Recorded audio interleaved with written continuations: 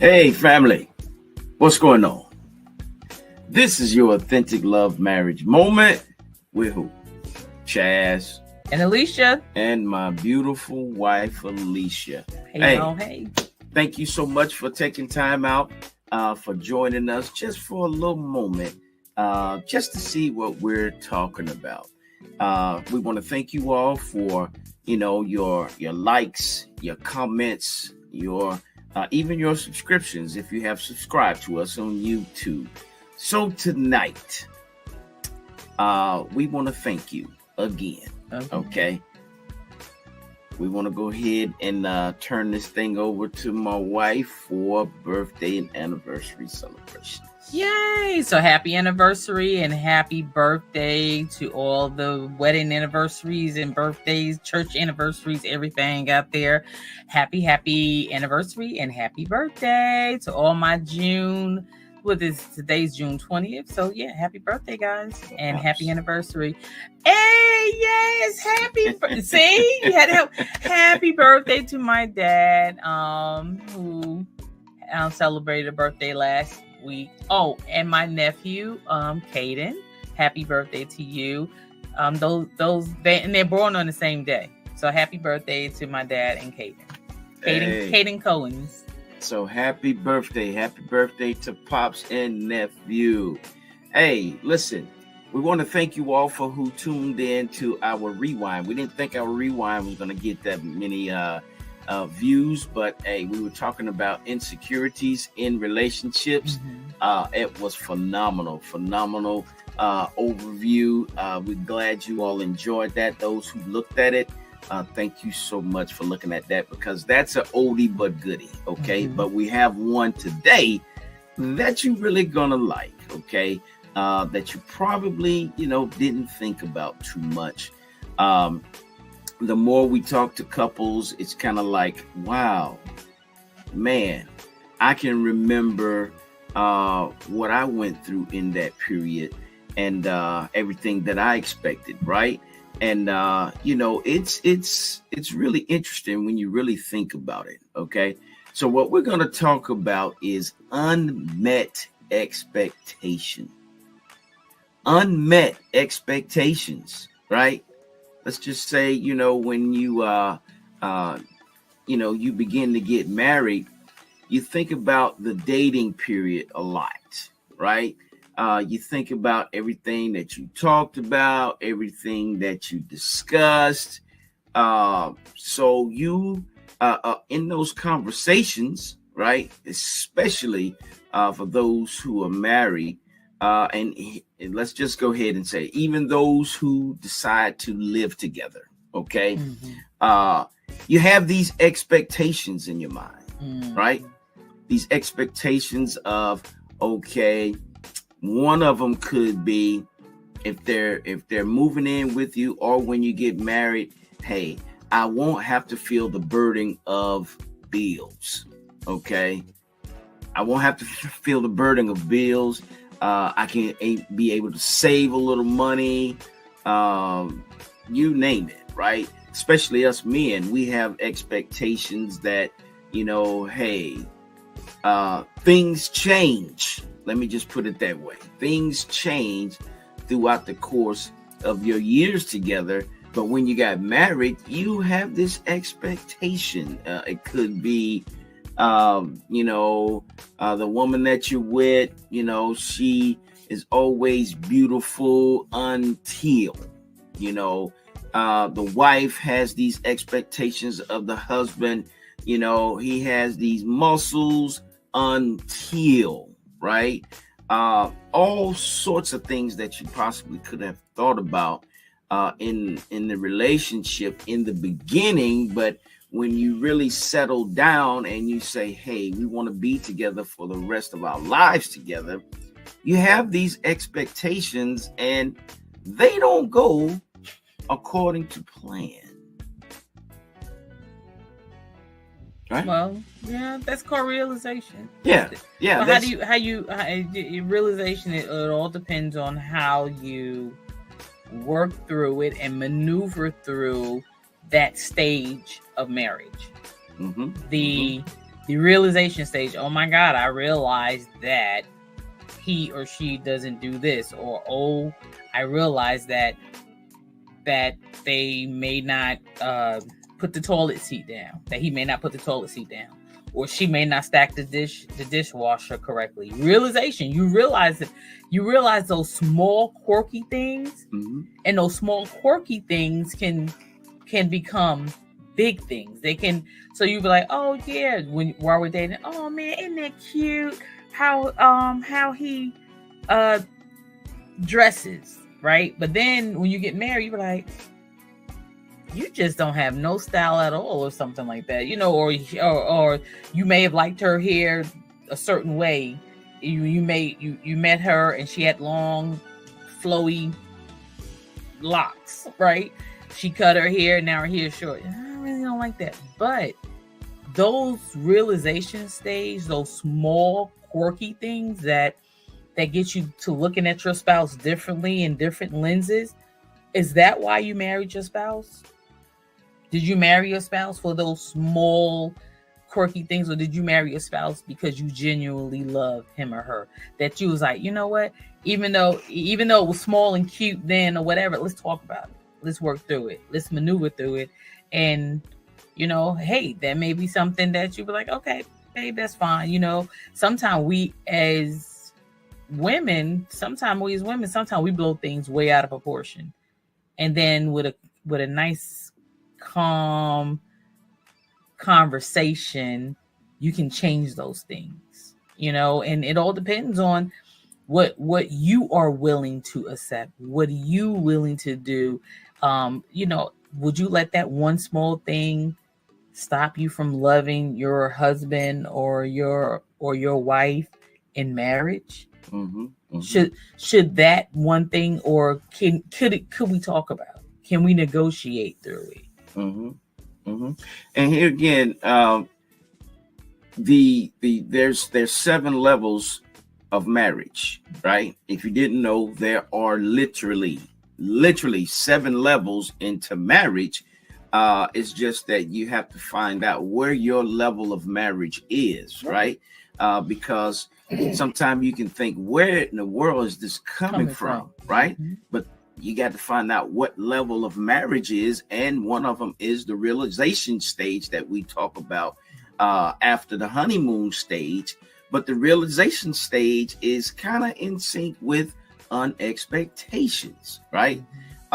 So it's like you have to sit down with your spouse, if you really know where you are.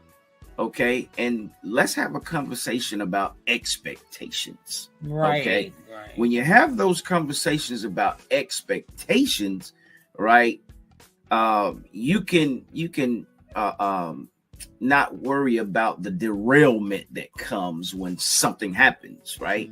A lot of couples that we've talked to are, been married for 10 years. Some of them 20 years. We had a couple one time that was married for 42 years. All right. But didn't necessarily know what stage of marriage that they were in. But then when we set them down and we talked to them about the realization stage and what kind of expectations that you set for yourself, it's like, wow, we didn't know that. Okay. Because when we get into a relationship, right, and when you've found out that the search is over, especially us men, when the search is over, when you found that special one, right, that just really blows your mind, you get into a place of comfort to where it's like, okay, I'm comfortable. I don't have to do too much. The fight is over. It's like, hey, I'm set for life, right? With nothing to think about of keeping that spice going, keeping that excitement in the relationship going. It's just that you really get to a place of comfortability to where it's like, I ain't got to do nothing else. But your spouse is like, I want those more old things. Look, you had me here and I was expecting to carry that on, but my expectation wasn't met, right? Right. So what we did, of course, we do this every show, to where we give you a few things, a few tools to kind of look at to find out about your unmet expectations. Okay. Right. So we want to start with this. All right. And we really want you to kind of look at this and really just kind of think about this. Okay. Unmet expectations in relationship can be caused by unrealistic expectations, a lack of communication, or different core values between partners. Here are some tips to help manage unmet expectations. You want to read those? Yeah, exactly. So be realistic. Don't expect your partner to be a mind reader or fulfill everything you want them to. For example, it's unrealistic. It's unrealistic to expect your partner to be with you all the time, right? That's very unrealistic. Another unrealistic thing is expect your partner to always be happy all the time or jolly. Communicate, make sure you express your expectations clearly and ask for support. Be willing to compromise. Work together to identify what parts of an expectation are flexible and what is inflexible. You have a right and you guys have a choice. And this is your marriage. There are no two marriages that are alike. Be compassionate. Suspend your judgment. We have found in marriages that we are so judgmental towards our spouses that we hold them. Yes, we are supposed to hold them in a high esteem, but then you suspend the judgment, offer grace. Offering compassion can help reach to a consistency and build a stronger bond. Set those boundaries. Setting boundaries. Yeah, this is very, very important. Setting boundaries can help you establish expectations on both sides of the relationship. Setting those boundaries. So, say for instance, if you're you married into a big family, set those boundaries. Yes. Like every weekend we're going somewhere, or every weekend we're over here, we're there, but we haven't set those boundaries to establish what we want to do, or to get to know each other more. Just because you've been married 40 years doesn't mean that you really know a person.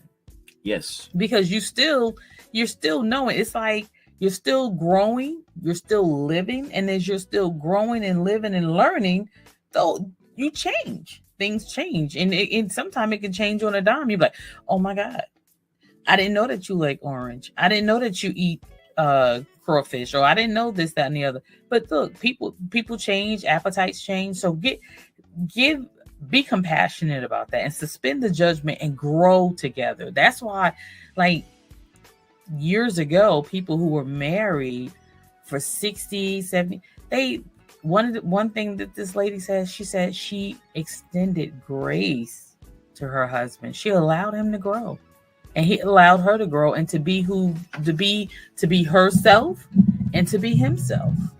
So have that compassion. Again, the list of things, go back and look at them.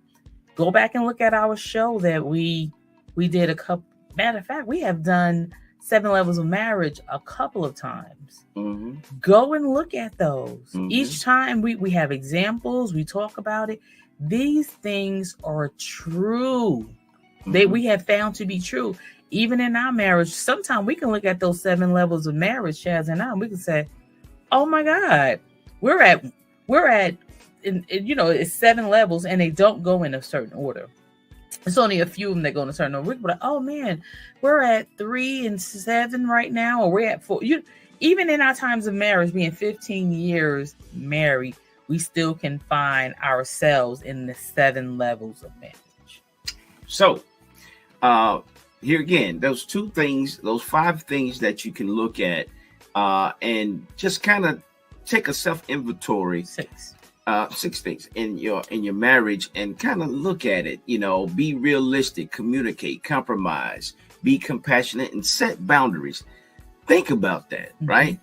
And when you think about it, even when we were preparing for this show, I was thinking about it, and I'm like, wow, I have to, most of all, be realistic, right?